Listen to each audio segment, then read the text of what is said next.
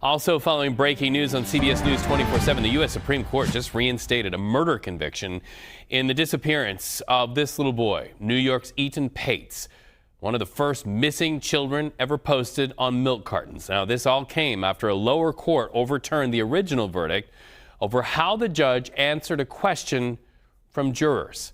So let's go live to our CBS newsroom in New York and correspondent Shanelle Kaul. Shanelle, this case, you can't look into those eyes and not feel for that family. What was the high court's reasoning for restoring that conviction? Yeah, such a terrible story that so many of us remember. It's also a story, Reed, that has spanned decades and generations. Let me walk you through what happened and how we got here today first. So in 2017, Pedro Hernandez was convicted of kidnapping and murdering Etan Patz. That's the child that you see there on the screen. This was a child who was 6 years old when this happened to him. He was kidnapped in Manhattan back in 1979. And obviously a very high profile case that a lot of people say changed the childhood experience of living in America.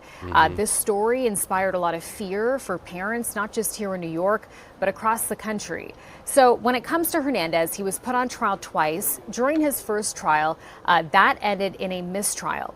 The second trial did end in a guilty conviction after 9 days of jury deliberations. But then last July, an appeals court actually overturned that conviction, and they said that he was entitled to a new trial because of how the judge had answered one specific question from the jurors during that second trial. Months after that, the Manhattan DA's office, which is the team of prosecutors that prosecuted Hernandez during those trials, they actually asked the Supreme Court to weigh in on that lower court's decision.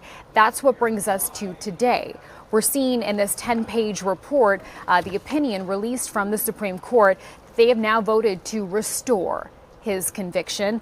It says the lower court opinion, quote, appears to reflect serious doubt about the reliability of Hernandez's convictions, but the relevant statute, it says, does not permit federal courts to, quote, disturb a state court conviction based on such an evaluation of the evidence. I will note, Reed, this was not a unanimous opinion. The three liberal justices, they dissented. They did not explain exactly why.